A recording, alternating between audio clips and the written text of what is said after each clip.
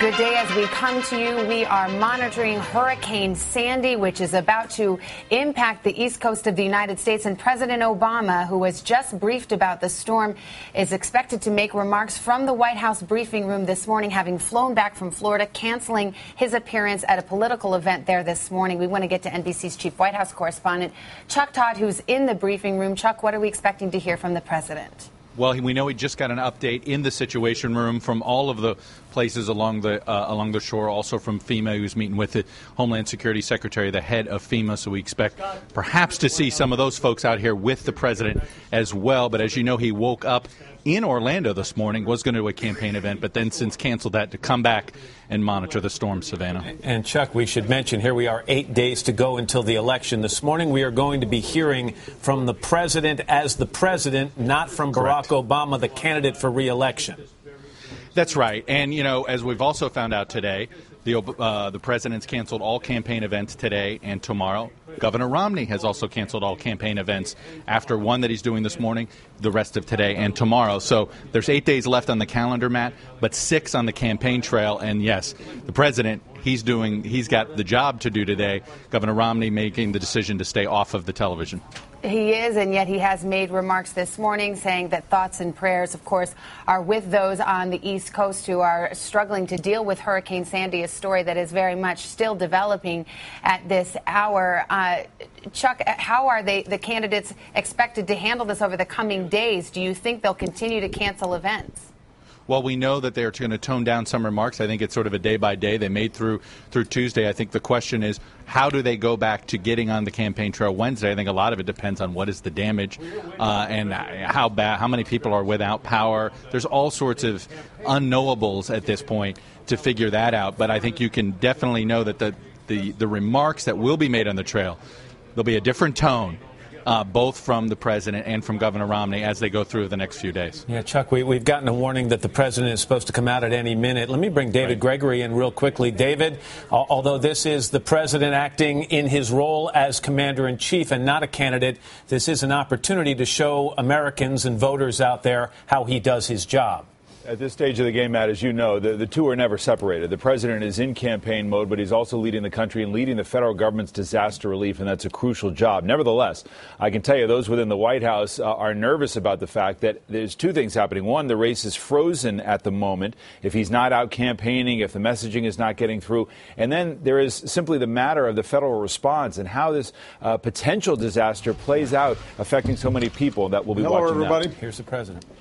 I just received a full briefing from our emergency response teams, including FEMA and agencies that are going to be helpful in the response and recovery efforts, the Department of Energy, the Department of Transportation, the Department of Health, Homeland Security, and the Department of Health and Human Services. Obviously, everybody is aware at this point that this is going to be a big and powerful storm. And all across the eastern seaboard, I think everybody is taking the appropriate preparations. I've spoken to all the governors in all these states.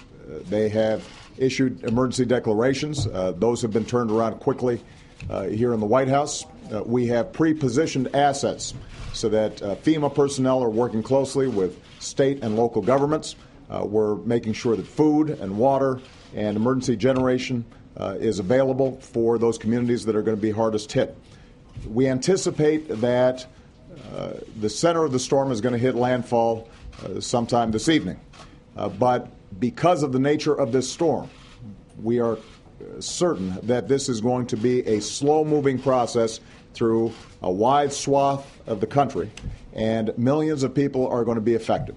So the most important message that I have for the public right now is please listen to what your state and local officials are saying. When they tell you to evacuate, you need to evacuate. Do not delay. Don't pause. Don't question the instructions that are being given, because this is a serious storm and it could potentially have fatal consequences if people haven't acted quickly. The good news is that the governors and local officials, I think, have had a few days of preparation. There's been extraordinarily close coordination between state, federal, and local governments.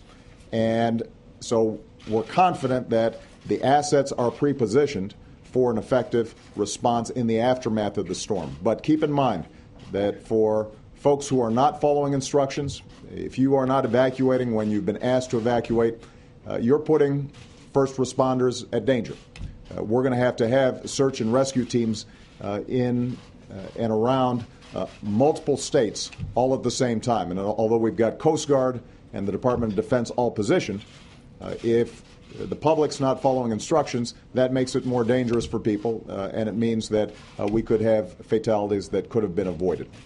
Transportation is going to be tied up for a long time, and probably the most significant impact for a lot of people, in addition to flooding, is going to be getting power back on. We anticipate that there are going to be a lot of trees down, a lot of water, and despite the fact that the power companies are working very closely with their various state officials and local officials to make sure that they are bringing in as many assets as possible and getting those ready in preparation for the storm, the fact is that a lot of these emergency crews are not going to be able to get into position to start restoring power until some of these winds have died down.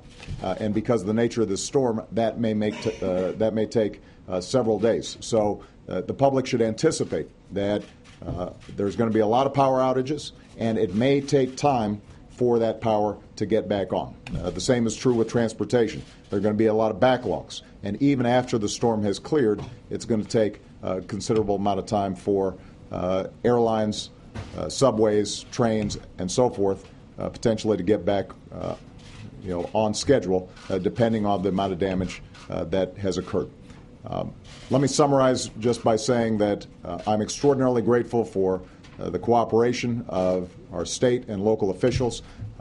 The conversations that I've had with all the governors indicate that at this point there are no unmet needs. I think everybody is taking this very seriously. We've got pre-positioned all the resources that we need, but right now the key is to make sure that the public is following instructions. For those of you who still need additional information about how to respond, you can go to ready.gov. That's ready.gov, and that website should provide you with all the information that your family needs in terms of how you can prepare for this storm. Our thoughts and prayers go out to all the people who are potentially affected. We are extraordinarily grateful for our first responders because they're going to be working 24/7 around the clock nonstop. And I want to make sure that our thoughts and prayers go out to all those who may end up be dealing with a very difficult situation over the next several days. Last point I'll make, though, this is going to be a big storm. It's going to be a difficult storm. The great thing about America is when we go through tough times like this, we all pull together. We look out for our friends, we look out for our neighbors, and we set aside whatever issues we may have otherwise to make sure that we respond appropriately and with swiftness. And that's exactly what I anticipate is going to happen here. So I want to thank all the federal teams, state and local teams that are in place. I'm confident that we're ready, but I think the public needs to prepare for the fact that this is going to take a long time for us to clean up. The good news is we will clean up and we will get through this. What about the impact of the election, sir? I am not worried at this point about the impact on the election. I'm worried about the impact on families, and I'm worried about the impact on our first responders. I'm worried about the impact on our economy and on transportation. The election will take care of itself next week. Right now, our number one priority is to make sure that we are saving lives, that our search and rescue teams are going to be in place, that people are going to get the food, the water, the shelter that they need in case of emergency, and that we respond as quickly as possible to get the economy back on track. All right. Long time. Thank you, everybody. What kind of economic impact? It's President Obama in the briefing room of the White House saying that he has been fully briefed on the impact that Hurricane Sandy will have on people living along the east coast of the United States. He described it as a big, powerful storm and said he is certain it will be a slow-moving event that's going to impact a wide area. He said he's spoken to the governors of the states that will be affected, and I think 3 or 4 times he said he is completely satisfied that they have pre-positioned the assets that will be needed to handle an effective response in the wake of this storm. Let's go back to David Gregory, our moderator of Meet the Press. David, what'd you hear? Well, in a way, there's very practical information coming from the President of the United States. It's a little extra powerful. I'm surprised he didn't say that you should, get your lawn furniture in as well. But some of that basic information is important. And again, coming from him, warning people that power is going to be out, warning people to listen when your local officials say that you got to stay indoors and evacuate if you've been asked to do that. Look, he understands well the lessons of Hurricane Katrina. They've had the advantage here of some preparation, and he wants people to heed those warnings. I do think it's significant, Matt, both in terms of the election, but just getting the federal government back to work, getting school systems back open.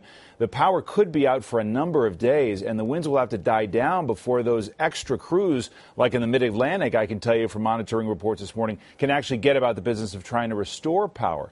So I think all of that was striking. And then, as he said, he's not worried about the election. The reality is they realize that things are frozen in the election, which is never desirable. All right, David Gregory in Washington. David, thank you very much. But speaking of the election, let's get to NBC's Peter Alexander. He is traveling with Governor Romney's campaign. He's with us via phone from Cleveland, Ohio. Peter, good morning to you. Savannah, good morning to you. Within the last hour or so, we have now heard from the Romney campaign that they will be canceling an event scheduled for this evening in Wisconsin. They have canceled all of tomorrow's events scheduled to take place in Ohio and in Iowa. He does have another event a short time from now that will take place in Iowa. Right now, he is here in Ohio, and just about 30 minutes ago, he wrapped up an address speaking to supporters in the community of Avon Lake, Ohio, about the need to support hurricane relief efforts and about the need to win the state of Ohio. Take a listen to Mitt Romney in his own words. I don't think there's been a hurricane in Ohio in a long time. But there's been some hurricanes that have caused a lot of damage across this country and hurt a lot of families. And there are families in harm's way that will be hurt either in their possessions or perhaps in something more severe. And so I'd like to ask you who are here today to think about making a contribution to the Red Cross or to another relief agency, to be of help if you possibly can in any way you can imagine to help those that are in harm's way. We're counting on Ohio. I know the people of the Atlantic coast are counting on Ohio and the rest of our states, but I also think the people of the entire nation are counting on Ohio. Because my guess is that if Ohio votes me in as president, I'll be the next president of the United States. Thank you so very much. That was Mitt Romney just a matter of minutes ago, speaking here in the state of Ohio, trying to walk that delicate line, Matt, between putting public safety ahead of politics, recognizing there's only a week left until next week's election. He also told reporters that he had a conversation earlier with the Republican governors of Virginia and New Jersey as they prepare for Sandy to hit land.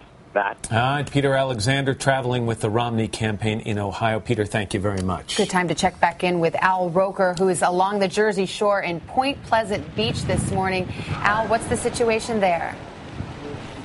Well, not much of a change, Savannah. The Hurricane Sandy is right now less than 250 miles away from New York City. It is from south-southeast. It is moving north-northwest at 18 miles per hour. 90-mile-per-hour winds. We may get some strengthening within the next few hours before it makes landfall, and it will make landfall somewhere along the Jersey coast, probably right at the midpoint, and that's the worst location as far as storm surge is concerned for folks along the northern Jersey Shore, New York's harbor, the south-facing beaches of Long Island and Connecticut. You're talking a storm surge of anywhere from 5 to 11 feet. Guys, back to you. All right, Al Roker, who has been on duty all morning long out there in Point Pleasant Beach. Al, thank you very much. A thanks to our correspondents stationed up and down the East Coast and our crews as well. We'll have more on the storm throughout the day on MSNBC, the Weather Channel, and, of course, nightly news tonight. A lot of you returning to your local programming. We'll see you later.